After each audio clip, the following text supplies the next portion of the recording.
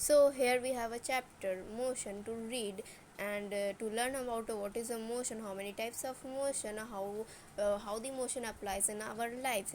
So this is chapter 8 from physics in from NCERT book.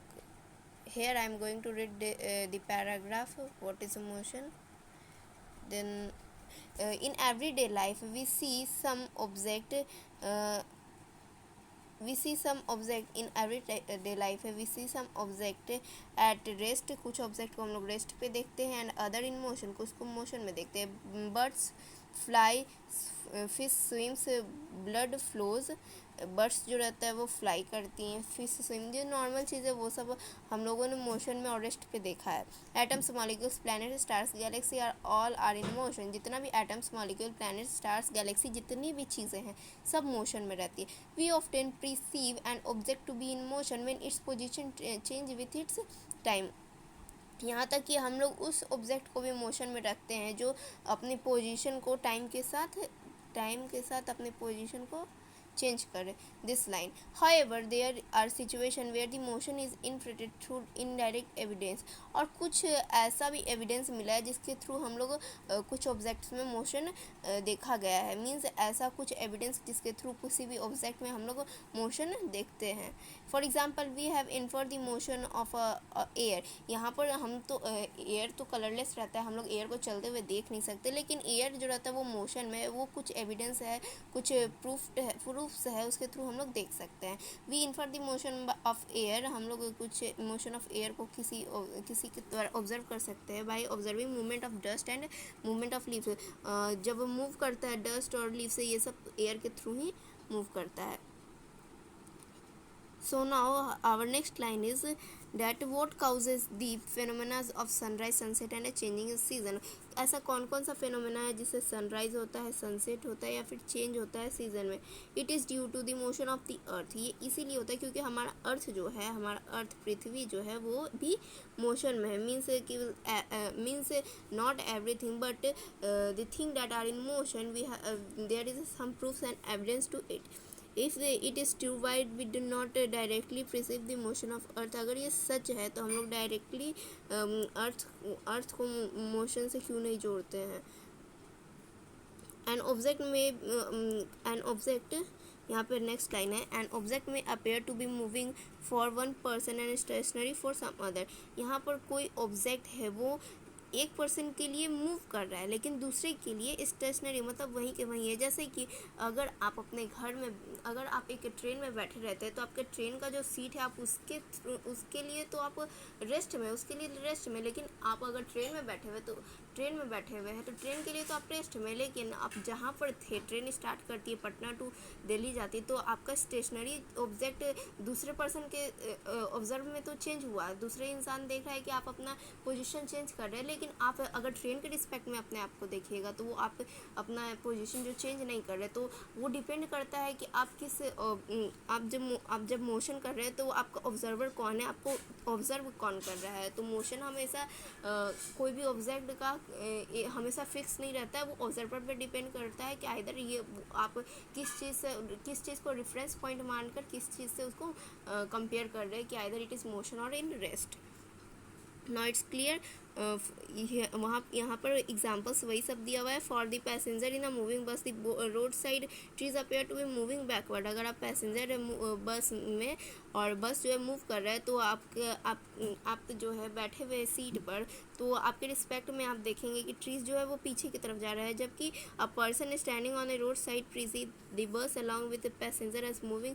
How the passenger inside the bus sees his fellow passenger to be at rest. और जबकि जो road पे खड़ा होगा एक इंसान जो आप बस को देख रहा है और बस के अंदर आपको देख रहा है, तो वो सोच रहा है कि आप मूव कर रहे हो, इसीलिए लेकिन हाउएवर जो पैसेंजर हम बस में बैठा हुआ है वो देखता है कि अलग अलग हम लोग के आसपास जितने भी पैसेंजर है वो रेस्ट पे है. मीन्स कहने का मतलब है कि अगर आप अपने आप को ऑब्जर्व करिएगा ट्री से, ऑब्जर्वर अगर आप ट्री से को रखिएगा रेफरेंस पॉइंट, अगर आप ऑब्जर्व कर रहे हैं और रेफरेंस पॉइंट ट्री को रखिएगा तो आप मूव कर रहे हैं. अगर आप रेफरेंस पॉइंट अपने आसपास के लोगों को देख देख कर रखिएगा तो आप मूव नहीं कर रहे हैं, आप वहीं पर हैं।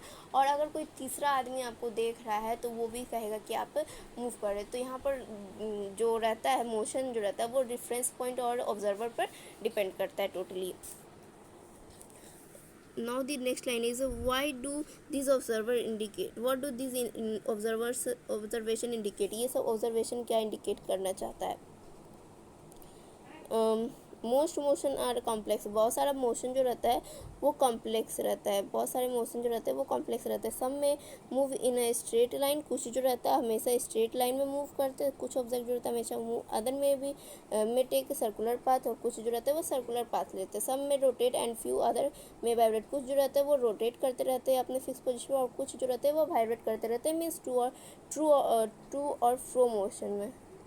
ट्रू और फ्रो मोशन सब कोई जानते होंगे। ट्रू और फ्रो मोशन आप लोगों ने पेंडुलम का भी मोशन पढ़ा होगा, जो कि एक एग्जांपल है ट्रू एंड फ्रो मोशन का।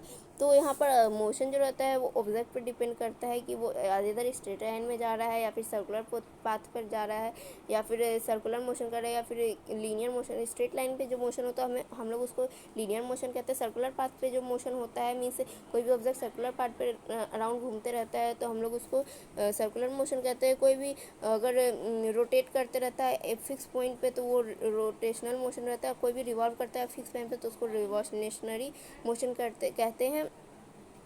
और वहीं पे अगर कोई पेंडुलम के जैसा टू एंड फ्रो मोशन करता है तो उसको वाइब्रेशन मोशन कहते हैं। There may be situation involving a combination of this, और कहीं कहीं ये भी सिचुएशन आता है कि दो मोशन जो रहता है वो एक साथ होते रहता है। जैसे कि एग्जांपल ले लेते हैं अर्थ का। अर्थ जो रहता है वो रोटेशन भी करता है, मीन्स अपने एक्सिस पे भी घूमता है, और रिवोल्यूशन भी करता है, मीन्स सन के एक्सिस पे भी। यहाँ पर दो मोशन हो रहा है, रोटेशनल मोशन भी हो रहा है और रिवोल्यूशन मोशन भी हो रहा है।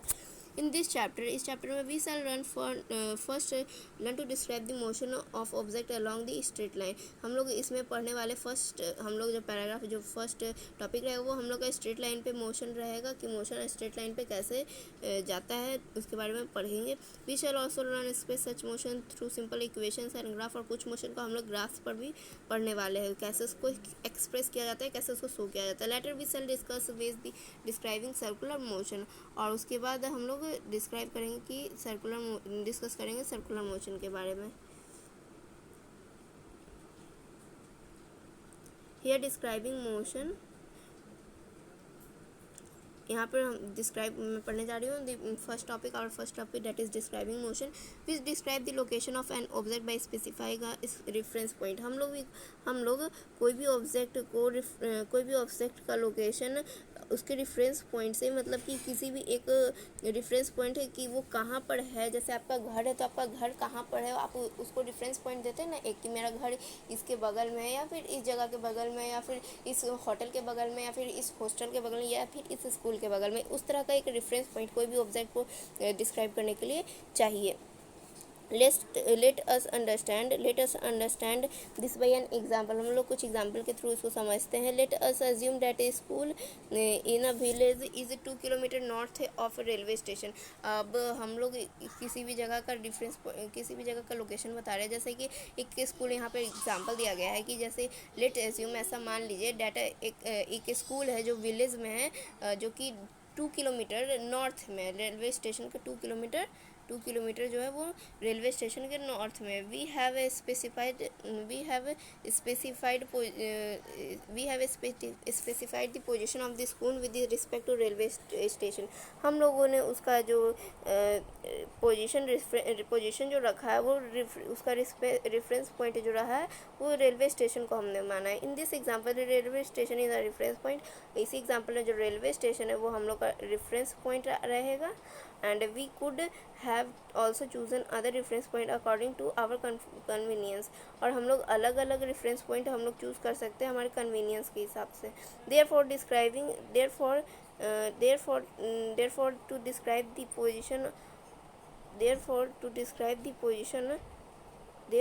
describe the position of an object we need to specify a reference point called the origin। इसीलिए हम लोग किसी भी ऑब्जेक्ट का पोजीशन अगर हम लोग को देखना है तो हम लोग को एक रेफरेंस पॉइंट चुनना ज़रूरी रहता है, जिसको हम लोग ऑरिजिन भी कहते हैं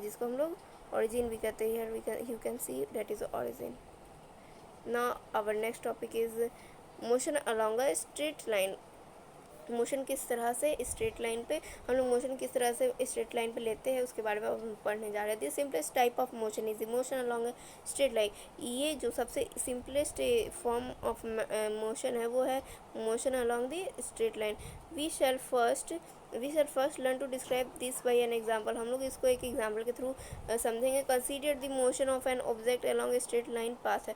अब हम लोग सोचते हैं कि अगर कोई ऑब्जेक्ट है वो एक स्ट्रेट लाइन पाथ पर मोशन में है, मतलब वो जा रहा है।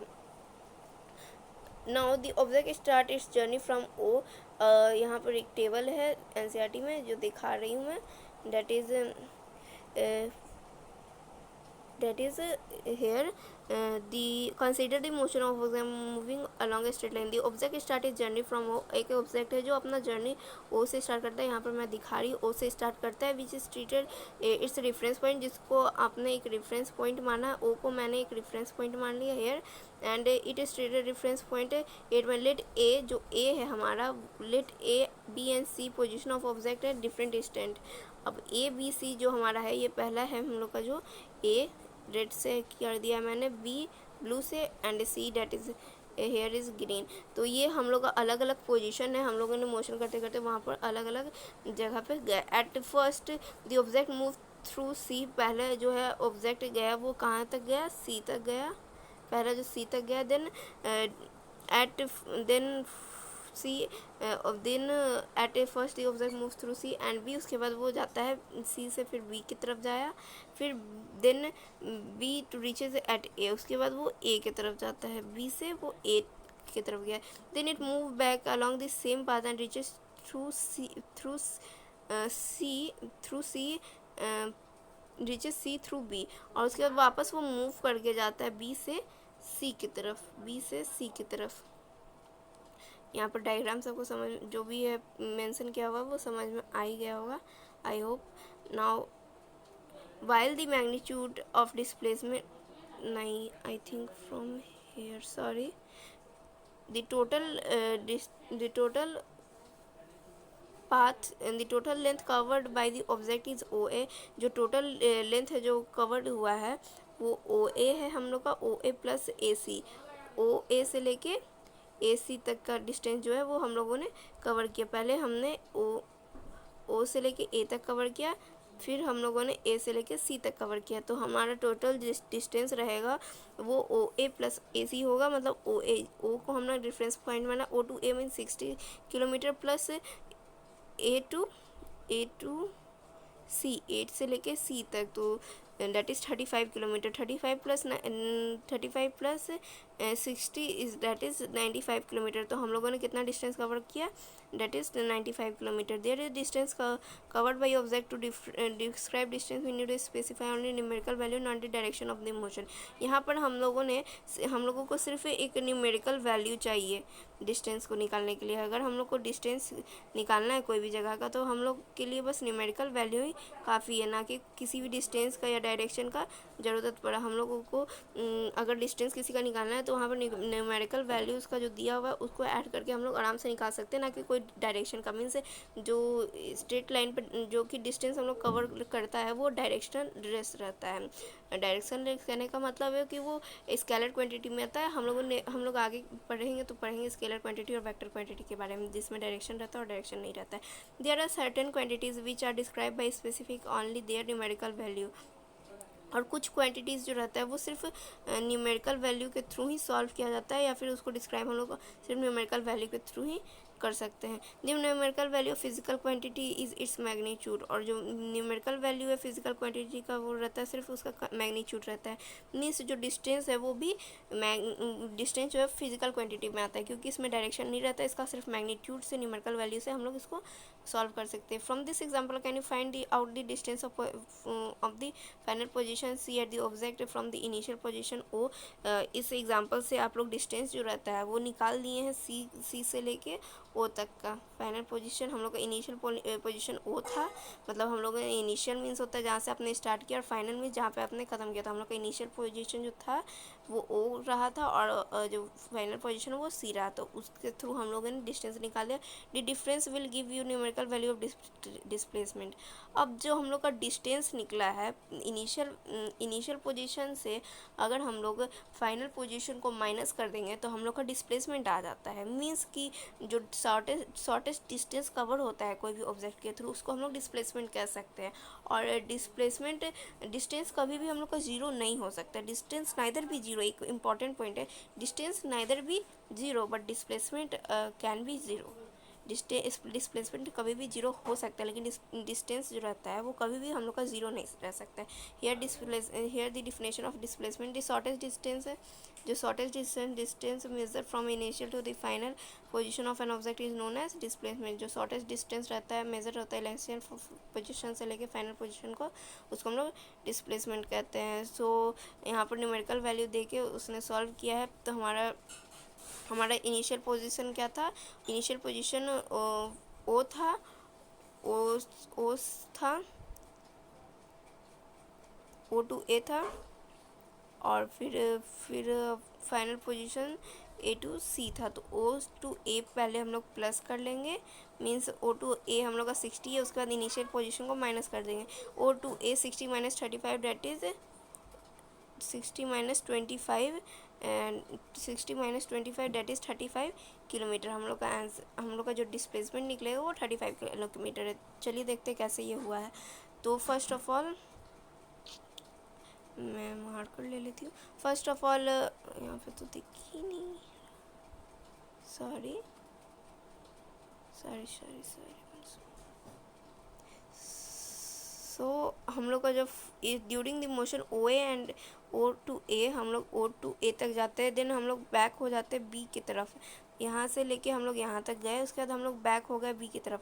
तो हम लोग का डिस्टेंस कवर जो रहता है वो कितना हुआ, तो ओ से ए का डिस्टेंस 60 किलोमीटर, और 60 टू 35 किलोमीटर मीन्स 35 टू 60, 60 में से 35 माइनस करेंगे तो आई थिंक 25 आना चाहिए। तो 25 किलोमीटर प्लस कर दिए, 60 kilometre plus 25 kilometre that is 85 kilometre. हमारा डिस्टेंस जो कवर हुआ 85 किलोमीटर है। Then while the magnitude of displacement, लेकिन हम लोग जब डिस्प्लेसमेंट का बात करेंगे तो हम लोग का डिस्प्लेसमेंट जो रहेगा वो 35 किलोमीटर आएगा। क्यों? क्योंकि ओ टू ए तक का हम लोग गए, अब ओ टू ए हम लोग का फाइनल था, हम लोग अब 60 किलोमीटर में 25 किलोमीटर वापस आ गए। तो कितना बचा, 60 माइनस 25 करेंगे तो इनिशियल माइनस फाइनल डिस्टेंस करेंगे तो हम लोग का डिस्प्लेसमेंट हो जाएगा, डेट इज़ 25 किलोमीटर। हम लोग का कितना आया, 25 किलोमीटर डिस्प्लेसमेंट आया। Now that's all for this chapter. Thank you. We will our next topic is uniform and non-uniform motion that we will read in our next video.